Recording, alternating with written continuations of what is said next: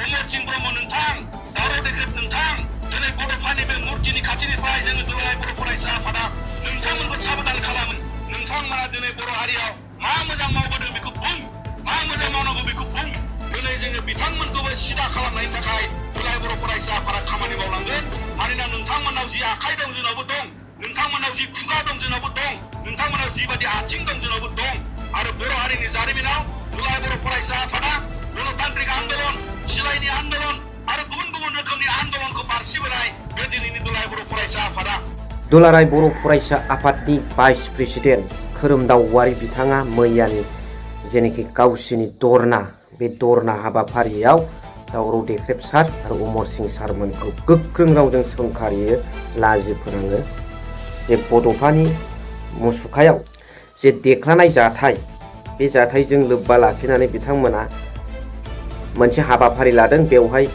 जिहुथे अमरसिं सार आरो दावराव देख्रेब सारमोनासो बेखौ थांनानै देख्लाहैदों साइसआ बे साइसनि बिथांमोना जोबोद सोंखारि अमरसिं सार आरो दावराव देख्रेब सारमोनखौ थांखिनानै सोंखारिदों नाथाय बिथांमोननो सोंखारिनायनि खुगाखौ बै समाव जेब्ला रन्जित देखा मुंनि सासे सुबुङा बड'फा उपेन्द्रनाथ ब्रह्मखौ एक्सट्रिमिस्टजों रुजुयो अब्ला बिथांमोननि खुगाया धरना हाबाफारिया बहा थायामोन आरो जेब्ला सोरबाया राजनितिक केम्पेनाव इलेक्सन केम्पेनाव लांनानै बड'फानि मुं लानानै जि जरायाव रावबो बिदि खालामफेराखै बबेबाया इलेक्सन केम्पेनाव बड'फानि मुसुखा लानानै राजनितिक लाबालाब लानो नारो अब्ला बिथांमोननि खुगा आरो धरनाया बहा थाङामोन खोरोमदाव औवारी सार दिनै दावराव देख्रेब सार अमरसिं सारमोनखौ सैथो खोथा दिरुन बुंनायाव नोंथांमोना बिराद बखिबाय बिथांमोना थांनानै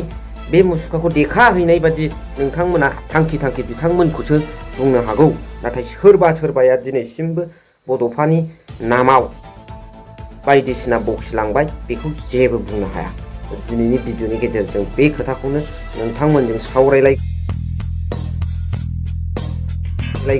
hello everyone once again welcome back to the channel दिनैनि गोदान भिडिअ नोंथां बयखौबो गोसो गोथारै बरायदों लोगोसे आसा खालामो इसोरनि उनाव नोंथां बयबो मोजां दं स' खोथाया जोबोद सिरियास बड'फा उपेन्द्रनाथ ब्रह्म बर'नि बिफाखौ बयबो सनमान होयो मान बावो मान बावनाय आरो मुर्ति दोननाया जेसेबां ओंथि दं बेनिख्रुइ बांसिन बिथांनि आदर्शजों थांनाया जोबोद ओंथि गोनां दा बिथांनि आदर्शजों थांनायाव जों मालाबा बिनि आदर्शनिफ्राय गोजान जादों नामा दुलाराय बर' फरायसा आफाद होनोब्ला साफ्रोमबो समग्र बर' जाथिखौ लानानैनो जोङो बुंनांगोन खालि बे अफिसाव थाग्रा अफिसाव ओंखाम जाग्रा अफिसाव बिबान लाग्राफ्राल' नङा बर' रायजो राजाफ्रानो आरो आन्दलनखौ बिथांमोना अफिसाव थाग्रा सुबुंफोरखौ लानानै खालाम हाया रायजो राजानि सार्थ'आव मावनो ओंखारदोंबा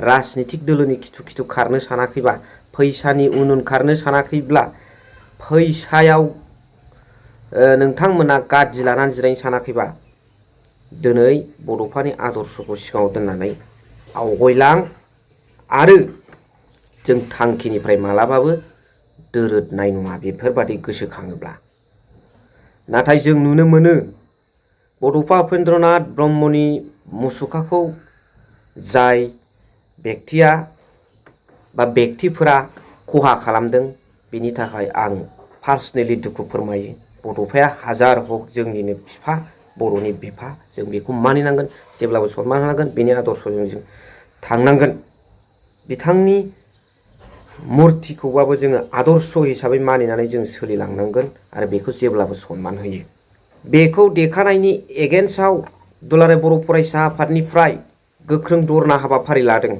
बे हाबाफारि लानायाव जेबो बुंनांगौ रावहाबो जेबो गैया नाथाय बे हाबाफारियावनो दावराव देख्रेब सार अमरसिं सारमोनखौ रोगां गोख्रों रावजों एबसुनि भाइस प्रेसिडेन्ट मानगोनां खोरोमदाव औवारी बिथाङा सोंखारिदों बिथांमोननि सोंखारिनायाव डाइरेक्टलि दावराव देख्रेब सार आरो अमरसिं सारमोना थांनानै बेखौ देख्रुबहैनाय बादि जादों डाइरेक्ट बिथांमोनखौ थांखिनानै बुंदों जे दावराव देख्रेब सार आरो अमरसिं सारमोनासो बेखौ थांनानै देख्रुबहैदों साइसआव खोरोमदाव औवारीनि बाथ्रा बुंनायाव मा राव जाखो बे without proof, without any evidence बिथाङा माब्रै बिथांमोनखौ थांखिनानै रग' रग' दावराव देख्रेब सार आरो अमर सिं सारमोनखौ बुंनो हाखो? बानायदोंबा सोर? मावदोंबा सोर?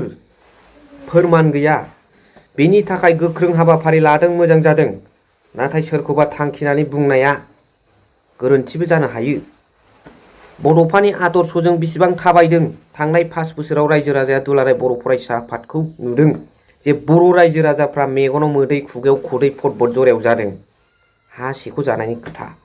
बेवहाय दुलाराय बर' फरायसा आफादा रायजो राजानि जानानै खोथा बुंफेरदों नामा? बरंस' रायजो राजाखौ बिमा माहारिखौ बुनो थाखाय आखाइ दैखोलायदों आनसलिकनि दैदेनगिरि बिथांमोना। बेफोरखौ रायजो राजाफ्रा नुवा नामा? एथ'ग्राब मोदै सानथिं बाथिं फुङावनो ओंखाम जानानै हासिब लायै लायै जानजि खाफ्रानानै ओंखाम दै लानानै बिथांमोना आन्दलन खालामफैदों। बेयाव दुलाराय बर' फरायसा आफादा लोगो लादोंमोन। गभर्नमेन्टजों लोगो लानानैसो होख्रांफैदों। दिनै गोबां जायगायाव एबेक्सन जादों। बर' रायजो राजाफ्रानो गावनि बड'लेण्डआवनो मेगनाव मोदै खुगायाव खदै बुंनांदों। दुलाराय बर' फरायसा आफादा फंसे बिसोरनि जानानै खोथा बुंफेरदों? सरखारनि जानानैसो बुंदों बिथांमोना।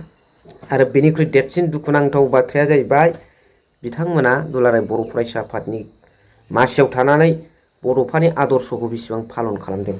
बड'सा उपेन्द्रनाथ ब्रह्मआ थिनदोंमोन नामा बिथांमोनखौ इलेक्सन केम्पेइनाव ओंखारफानानै उमुगनो भट हो होनदोंमोन नामा? बड'फा उपेन्द्रनाथ ब्रह्मआ सोरगोनिफ्राय बिथांमोनखौ बुंहरदोंमोन नामा जे नोंथांमोना UPPLजों ओइबारनि इलेक्सनाव अपेनलि ओंखारनानै खामानि मावदो होननानै बुंदोंमोन नामा? राजनितिक दोलोजों फोनांजाबनानै खामानि मावनो दिरुन प्रुफ हो खोरोमदाव औवारि सार, प्रुफ हो। होनमारदों नामा? मा गोरोन्थिया नोंसिनाव थाया? बे दावराव देख्रेब सार अमर सिं सारमोननावल' थायो, सोरनावबाल' थायो, नोंसिनाव थाया गोरोन्थिया। नोंसिनाव थाया नामा? आरो मोनसे गिदिर खोथाबाव, जे समाव रन्जित देखा मुंनि सासे सुबुङा बड'फा उपेन्द्रनाथ ब्रह्मखौ सासे एक्सट्रिमिस्टजों रुजुबाय, अब्ला नोंथांमोननि खुगाया बोरो? खुगाया बहा थायामोन? नोंथांमोननि आन्दलन हाबाफारि धरना हाबाफारिया बहा थायामोन? बहा एरसोनानै थायामोन? UPPL सरखार जानायखाय नोंथांमोना सिरि थादों। डिस्टार्ब जाजानो गिनानै, असान्थि जाजानो गिनानै। जेब्ला सोरबा सोरबाया राजनितिक लाबालाबनि थाखाय बड'फानि मुसुखाखौ इलेक्सन केम्पेइनाव बाहायनानै राजनितिक लाबालाब लानो नारो, पलिटिकेल बेनिफिट्स लानो नारो, अब्ला नोंथांमोननि खुगाया बहा थाङामोन? दिनै बिराद गसंख्रांथारबाय। सोरखौबा सोरखौबा थांखिनानै बुंबाय। बुंनायाथ' नोंसिना डाइरेक्ट अर इनडाइरेक्टलि BPFखौ बुंनाय जादों। दावराव देख्रेब सार अमर सिं सारमोनखौ बुंनाय जादों। जेनोनो बिसोरनो बुख्रुबहैदोंसो बा BPFआ थुनजुलायदोंसो। बे नङा। नोंथांमोना बेसेबां आदर्शजों थाबायदों बयबो रायजो राजाया साखि दं। बड'फा उपेन्द्रनाथ ब्रह्म बिथां आफाया बुंलांदोंमोन नामा बिटिआरनि थाखाय आन्दलन खालाम होननानै? हमलेन्ड सेपारेट स्टेट नङाब्ला बिथाङा मालाबाबो गोजोननाय नङा। बेखौनि थाखायसो जोंखौ आदर्श होलांदों। सोर बेसेबां आदर्शजों थाबायदों, माइक बक्ता हमनो मोनबानो फौ फौ बुंबानो गासिबो रज'जोबगोन, नोंनिखौनो लाजोबगोन रायजो राजाफ्रा। बेबो नङा। साननो हानाय बयहाबो मेलेम दं, बुजिनो हानाय मेलेम दं, नुजोबबोखानाय मा मा मावदों मा मा मावाखै। बेखिनि खोथाखौ बुंबाय आङो। मा सानो रायजो राजाफ्रा कमेन्ट्सनि गेजेरजों जरुर फोरमायहर। लोगोसे दावराव देख्रेब सार आरो अमर सिं सारमोन नोंथांमोनाबो मा सानो बिनि सायाव कमेन्ट्स हर। आं नेनानै थागोन। लोगोसे नोंथांमोनाबो थाबैनो मिडियायाव फैनानै मोनसे बाइट होथारनांगौ।